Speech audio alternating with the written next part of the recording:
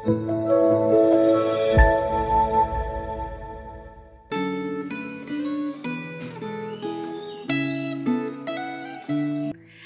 jemaat yang terkasih dalam Tuhan, kita kembali di dalam perenungan refleksi Gema pada hari ini.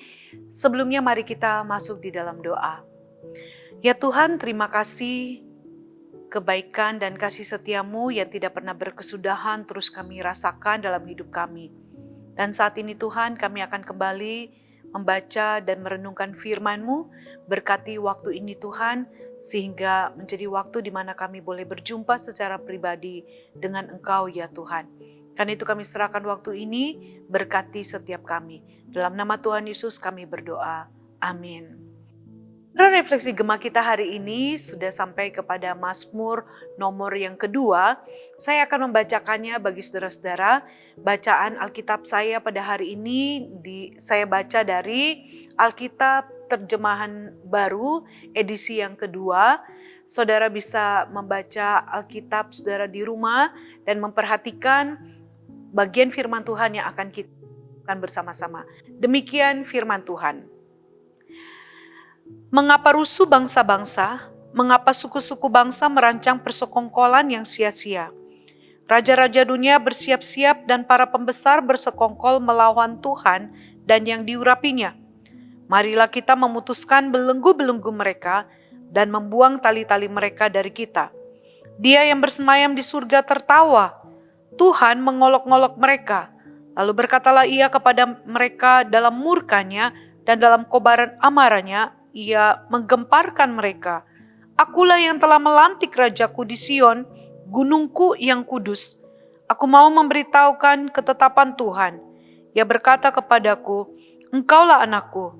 Pada hari ini engkau kunyatakan sebagai anak. Mintalah kepadaku, maka bangsa-bangsa akan kuberikan kepadamu menjadi milik pusakamu, dan ujung bumi menjadi kepunyaanmu. Engkau akan meremukkan mereka dengan gada besi, memecahkan mereka seperti tembikar tukang periuk. Oleh sebab itu, hai raja-raja, bertindaklah bijaksana. Terimalah pengajaran, hai hakim-hakim dunia.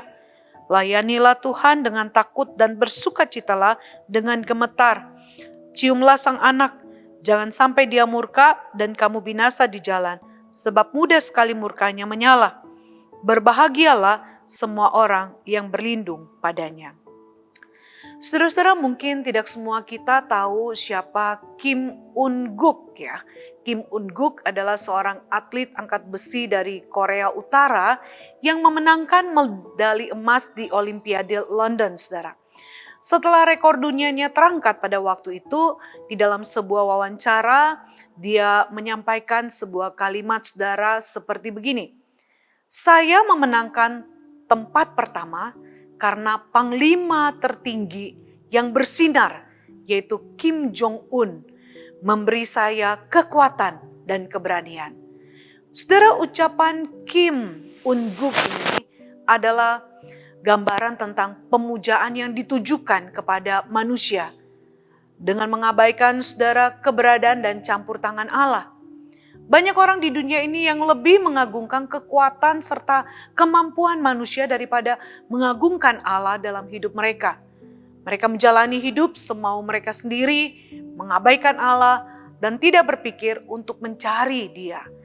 Mazmur 2, saudara, memberikan kepada kita gambaran tentang bangsa-bangsa yang menentang otoritas Allah serta raja yang diurapinya. Hal ini jelas pada ayat yang kedua. Mazmur ini mungkin ditulis oleh Raja Daud saat terjadi sebuah konspirasi dari bangsa-bangsa lain yang menentang pemerintahannya. Mereka ingin melepaskan diri daripada ketetapan Allah. Namun saudara, sebagai orang yang telah dipilih dan diurapi Allah, Raja Daud yakin sekali bahwa Allah akan menepati janjinya dengan menjaga dia serta keturunannya di atas tatanya. Hal ini jelas di dalam ayat 4-9.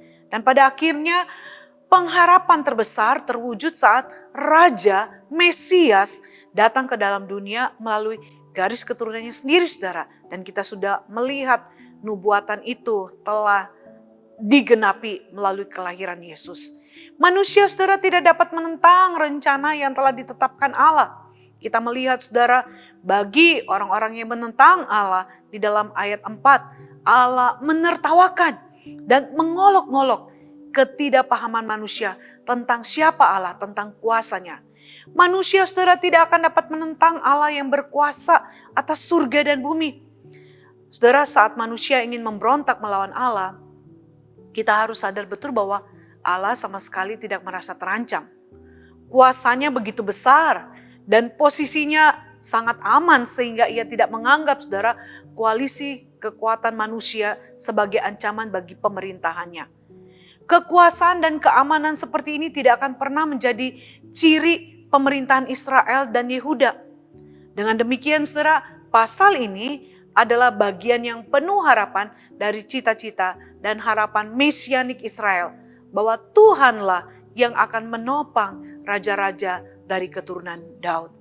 Saudara, karena itu Tuhan memperingatkan kepada para penguasa dan raja-raja dunia agar jangan bertindak tinggi hati, melainkan dengan rendah hati menerima pengajaran dan belajar melalui Dia, yaitu Tuhan. Saudara, di dalam ayat 12 kita melihat ada sebuah kalimat yang mengatakan mencium sang anak. Mencium sang anak ini berarti berserah penuh dan tunduk kepada Allah. Karena Allah adalah sang penguasa yang sejati. Dia yang pemilik segala sesuatu. Dan pada akhirnya, saudara, sang Mesias, yaitu Yesus Kristus dari keturunan Daud, akan memerintah untuk selama-lamanya. Dia bukan hanya raja yang dipilih dan diurapi Allah atas dunia ini. Ia juga merupakan raja di atas segala raja. Raja atas hati dan hidup kita. Sekarang yang menjadi pertanyaan bagi kita, saudara, jika kita sebagai orang percaya dan yakin bahwa Yesus adalah raja di atas skala raja, raja di dalam hidup kita, apakah, saudara, kita sudah benar-benar menundukkan diri kita kepada kepemimpinan sang raja di atas segala raja itu setiap saat dalam hidup kita? Betapa seringkali bukan kita menundukkan diri kepada keinginan kita. Kita menundukkan diri kepada kehendak dunia ini. Kita menundukkan diri kepada apa yang iblis tawarkan di tengah-tengah dunia ini. Kita tidak pernah sungguh-sungguh mau tunduk, dipimpin oleh raja di atas segala raja. Padahal sudah seharusnya, saudara, sebagai orang yang percaya kepada Tuhan, kita sadar betul bahwa yang memimpin hidup kita bukan lagi diri kita sendiri, tetapi Dia yang adalah raja kita, Yesus Kristus, raja di atas segala raja itu. Kita seharusnya, saudara, di dalam melakukan segala sesuatu, kita berjalan atau melakukannya berdasarkan kehendaknya, bukan kehendak di kita sendiri. Karena Dialah sang pemimpin dalam hidup kita. Karena itu, saudara, mari, jika kita mau hidup kita menyenangkan hatinya, jika kita mau hidup kita dapat memuliakan Dia, mari belajar untuk menundukkan diri kita di bawah pimpinan Raja kita, Yesus Kristus. Sehingga, saudara, ketika kita berjalan di tengah-tengah dunia ini, kita tidak akan menyimpang ke kanan ke kiri, tetapi kita akan terus berjalan di jalannya Tuhan. Dan kita akan terus, saudara, belajar melakukan apa yang menjadi kehendak Tuhan dalam hidup kita. Karena itu mari rajakan Dia dalam hidup kita. Tundukkan diri kita ke dalam pimpinannya, sehingga kita dapat menyenangkan dan memuliakan Tuhan kita, Yesus Kristus, Raja di atas segala raja, Sang Raja sejati dalam hidup kita. Amin. Mari kita berdoa.